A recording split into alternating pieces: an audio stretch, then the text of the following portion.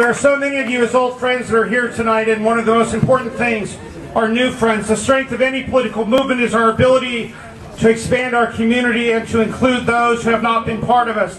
I'd like to ask tonight those of you for the first time, this is your introduction to PDA, to just simply wave your hand so that we can welcome you to the PDA community, because the strength of PDA in our community is to welcome you. As you've heard tonight, we are not a traditional organization in the usual sense. You don't get a copper penny, a secret code, or a special tent to join Progressive Democrats of America. We're a community that believes, like you've heard from the speakers tonight, that a small group of dedicated people working both inside and outside the political system can bring about real change.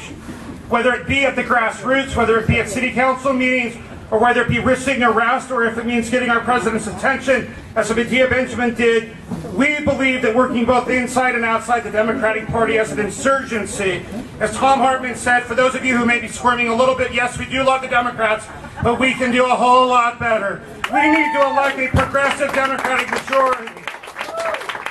And your witness here tonight to join our community gives us strength that tonight, while our president did bring about an Affordable Care Act, and we thank him for that, Linda, the fact of the matter is that over 47,000 Americans will die in hospitals in this country because we refuse to give them medical care. And we have a president who has turned his back on single payer. And it is our responsibility to remind the 72 members of the Congressional Progressive Caucus, no more talk about a public option, no more talk about whether or not we're going to make the Affordable Care Act. It's time as healthcare as a human right. It's time for this country to stand up and hold our elected officials accountable, as Sean Nichols said. Because tonight when we gather, we're still spending $1 million per soldier in Afghanistan. Our U.S. military is still deployed in Afghanistan tonight as we gather. And yes, we have a lot to celebrate and we have a lot of work to do. So I want to thank Linda, because it's at these moments when we expand our community and we strengthen ourselves, not only in number, but in witness. Because when you leave here tonight and you pick up a Healthcare Not Warfare sticker and put it on your car, Beverly Hills will rock tomorrow like it never has before. And just as we left the San Fernando Valley with Russell Green and the community out there, California will continue to mobilize.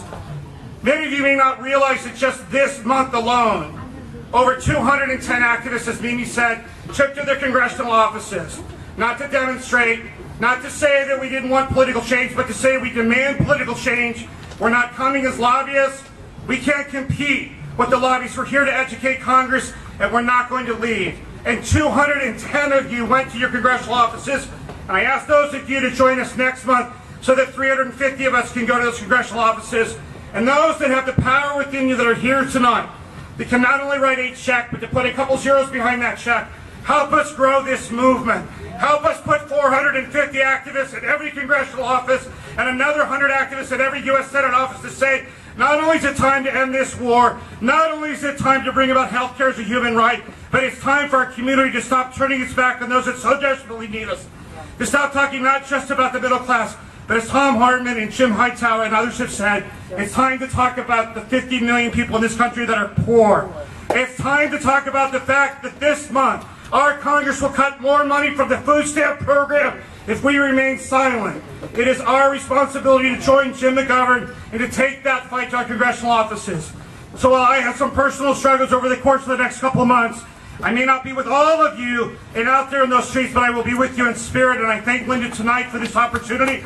And I thank those of you who are new to PDA, because without you, we are not growing, and because you're here, we are growing. And because of your witness tonight, and because you'll put a bumper sticker on your car, and you'll give up your lunch hour to go to a member of Congress, and those of you who have the power to write those checks, we will grow this movement.